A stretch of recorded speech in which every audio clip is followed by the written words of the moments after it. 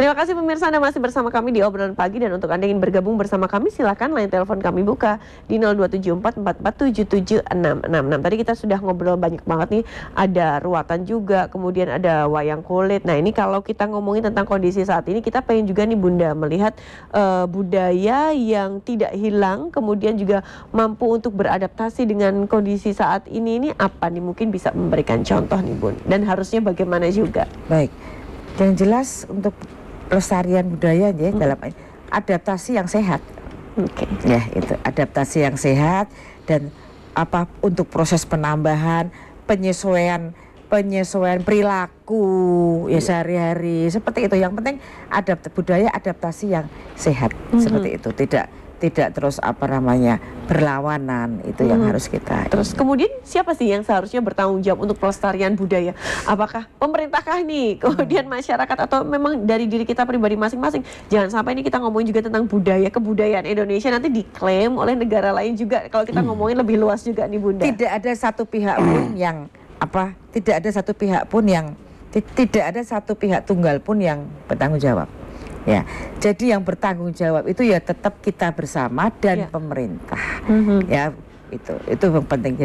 Jadi antara pelestarian budaya itu tanggung jawabnya bersama kita dengan pemerintah. Nanti di sini pemerintah itu sebagai fasilitas, ya kan, untuk pemerintah fasilitas, kemudian masyarakat kita itu melestarikan. Kemudian nanti ada lagi lembaga UNESCO, gitu. Apa itu gunanya UNESCO? UNESCO itu kan dia melihat tetap bertanggung jawab tentang warisan-warisan budaya seperti itu. Jadi tidak satupun pihak, kamu ini tidak, tapi tetap kita tugas kita pemerintah bersama seperti itu. Jadi kita pun sebagai generasi budaya melestarikan, kita masyarakat muda ini pemiliknya, jadinya ayo kita melestarikan seperti itu. Oke, kalau dari Mas Dalijo sendiri gimana nih Mas? Mungkin juga kita bisa untuk orang bilang mungkin ngasih tahu ya ke anak cucu kita bahwa budaya ini memang wajib untuk kita lestarikan juga. Jangan sampai kita malah orang Indonesia ikut dengan budaya kebarat-baratan kayak gitu. ini sudah mulai dan sudah beberapa puluh tahun yang lalu kita belajar bahasa Jawa. Iya. Belajar bahasa sastra Jawa itu malah ke Belanda. Ke Leiden. Ya. Nah, karena apa? Generasi sekarang sudah ketinggalan jejak, kehilangan jejak. Jadi belajar bahasa Jawa harus ke Belanda. Jangan-jangan nanti generasi kita berikutnya belajar budaya Jawa harus ke negeri orang lain juga. Nah, ini bahaya. Maka ada istilah nguri-uri kabudayaan itu harus dengan real, dengan nyata, mulai dari diri kita sendiri, kemudian kita refleksikan dengan teman-teman yang lain. Kepribadian bangsa Indonesia, adat istiadat Jawa, kebudayaan Jawa harus kita lestarikan supaya kita tidak kehilangan. Nanti kalau kita tidak ngupeni, itu bisa diklaim negara lain. Contohnya kesenian. Iya, benar. Misalnya ada reog, batik dan lain sebagainya. Kalau kita tidak peduli, nanti akan diklaim negara lain, kita baru teriak. Wong orang ngopeni kok bareng di aku wong liya bengok-bengok kan itu. Ya, jadi harus bersama-sama, tidak hanya dari pihak pemerintah saja, tapi dari kita sendiri juga harus. Maka ada namanya kita sering pertukaran budaya. Ya kan? Nah, yang dari sini dikirim ke sana. Pertukaran kebudayaan itu kan bukan berarti budaya kita dipindahin kono, yuk budaya kini pindah sini. Bukan. Pertukaran kebudayaan itu maksudnya adalah mengenalkan budaya kita untuk ke negara lain. Ini loh yang dari Indonesia seperti ini. Demikian pula yang dari sana juga mungkin memberi. Kita tidak ada ibaratnya mungkin dansa Caca, ya kan? Kamu dari mana negara itu? Nah, seperti itu. Nah, yang negara luar saja sampai belajar kuliah, belajar gamel. Karena apa? Kita promosi. Ternyata seperti itu. Kita harus bangga. Tapi jangan berarti terus kita menghilangkan itu, terus mengambil yang di luar harus menjadi nomor satu kan, itu seperti itu karena itu modal modal itu modal ekonomi ya, itu modal seperti itu. Tapi kalau kita lihat juga malah banyak nih turis, mereka ini pengen belajar budaya Indonesia ya Bun ya. Betul sekali, paling sering sekali. Jadi malah kadang-kadang saya punya teman orang Belanda itu malah Jawanya itu lebih luar biasa, halus banget. Kadang-kadang anak saya saja mungkin kalah untuk dia tidak mau berbahasa, dia sudah tahu saya tidak mau berbahasa Jawa yang ngoko, saya mau yang kromo itu. Jadi udah tahu untuk penggunaan bahasa Jawa ngoko, kromo, kromo inggil begitu. Betul. Sama dengan mungkin tata cara bahasa Inggris. Inggris itu juga ada yang apa bahasa halusnya, ya kan, subjeknya apa yang biasa seperti itu. Nah, Mas Dalijo, kalau kita melihat nih masyarakat luar negeri ini malah banyak banget nih untuk belajar budaya Jawa. Nah, kalau dari pandangan Mas sendiri bagaimana? Apakah itu memang sebegitu baguskah, sebegitu apa ya, menarikkah kebudayaan Indonesia ini khususnya budaya Jawa untuk mereka pelajari? Iya, harus diakui secara ikhlas bahwa kebudayaan Indonesia itu ibaratnya rantai manik mutu manikang. Jadi sesuatu yang sangat berharga sekali dan sangat indah sekali, dan itu dikagumi oleh bangsa lain. Nah, dengan demikian kan jelas bahwa kita punya sebuah khasanah budaya yang tidak mempunyai nilai yang biasa, tapi nilainya tinggi. Betul. Ada istilah kuncaraning bangsa saka gedene kabudayan. Nah, saka endahing kabudayan. Jadi kemajuan atau identitas bangsa itu juga dinilai dari kebudayaannya. Maka tidak heran kalau bangsa lain mempelajari budaya kita. Gitu. Hal kecil untuk pelestarian budaya yang mungkin juga bisa kita lakukan itu apa sih, Mas? Ya, pelestariannya harus kita tanamkan sejak dini dari generasi penerus kita. Ya, kayaknya sekolah-sekolah juga sekarang udah ada pakai batik khusus di hari apa, itu juga salah satu pelestarian budaya juga ya. Betul. Ya, itu sebuah upaya untuk pelestarian. Kemudian ada juga berlatih untuk seni tradisi di sekolah-sekolah. Dan sekarang juga ada beberapa yang misalnya Toto Kromo, unggah-ungguh, bahasa Jawa yang halus, itu budi pekerti.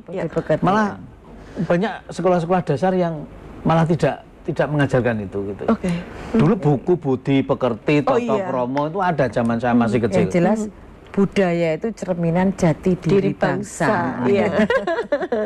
Betul. Iya. Tapi kalau sekarang mungkin ada budaya itu yang dikomersialisasikan seperti itu. Apakah kemudian kita melihat di mana batas antara pelestarian dan juga eksploitasi dari budaya itu sendiri, Bunda?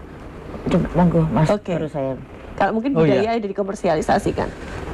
Iya, sebenarnya komersil budaya itu, nah begini, kita sebagai pelaku budaya tidak semata-mata terus kita menjual kebudayaan kita, itu tidak, karena hanya sebuah penghargaan untuk ibaratnya kita menyajikan sesuatu, kita boleh dihargai, ya itu. Jadi jangan semata-mata terus budaya ini sebagai sarana dijual atau istilahnya apa? Itu tidak seperti itu gitu. Jadi konsekuensinya memang kalau kita bisa melaksanakan kebudayaan dengan baik, misalnya kita bisa menari dengan baik, kita bisa menjadi panotocoro atau MC yang baik, kita bisa menjadi mengadakan ruatan yang baik, itu tentunya itu sendiri tidak lepas dari sebuah penghargaan, kan begitu.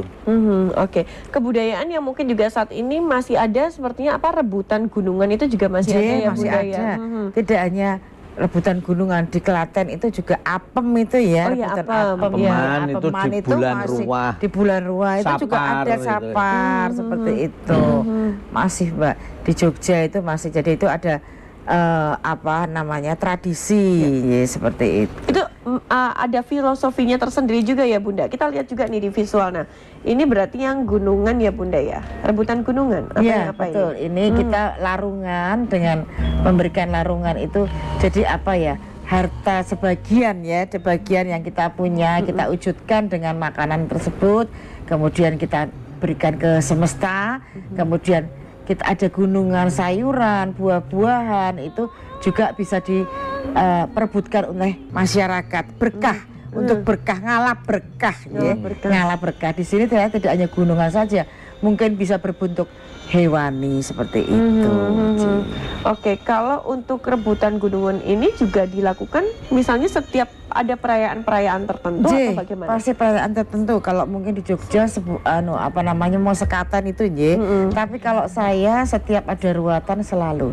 Jadi tidak membuang sial, membuang yang tidak baik. Yaitu dengan juga memberikan sedekah seperti itu. Apa Bunda Woro harus juga? Ikhlas itu. Ya, nah ini satu keikhlasan ya, kan. Keikhlasan. Nah, setelah melakukan kegiatan-kegiatan nguri-nguri kabudayaan ini, apa yang Bunda Woro rasakan juga dari sisi mungkin kehidupan, kemudian juga dari sisi orang-orang yang ada di sekitar Bunda? Baik. Sebetulnya tidak hanya saya, tapi orang yang kita ruat atau yang kita bersihkan itu yang bisa merasakan.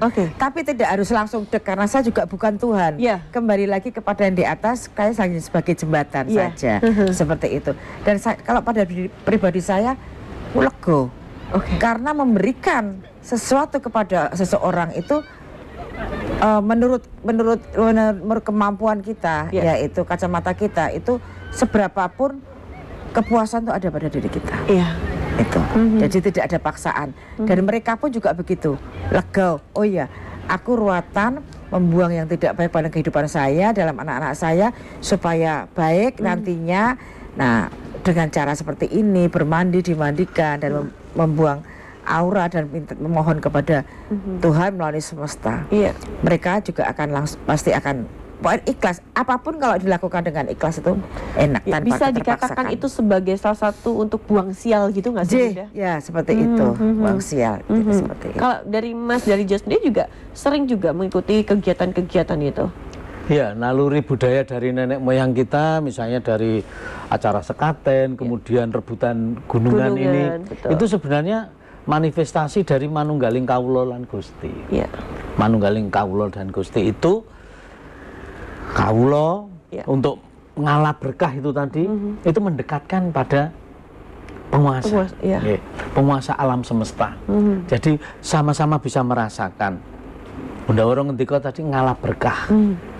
Yang didapat tidak seberapa, tapi nilainya di dalam hati ini, wah, rebutan gunungan, wah aku olah tomat, aku olah terong misalnya, aku dapat kacang panjang gitu. Itu tidak disia-siakan sampai di rumah untuk dimasak. Nah, itu yang dirasakan dalam batin itu beda. Ada satu kepuasan hati tersendiri begitu yang mungkin juga tidak bisa diungkapkan dengan kata-kata gitu ya. Oke, baik, kita nanti lanjutkan kembali ya Mas Darija dan juga Bunda Woro. Kita masih punya satu segmen lagi pemirsa. Tetaplah bersama kami di Obrolan Pagi.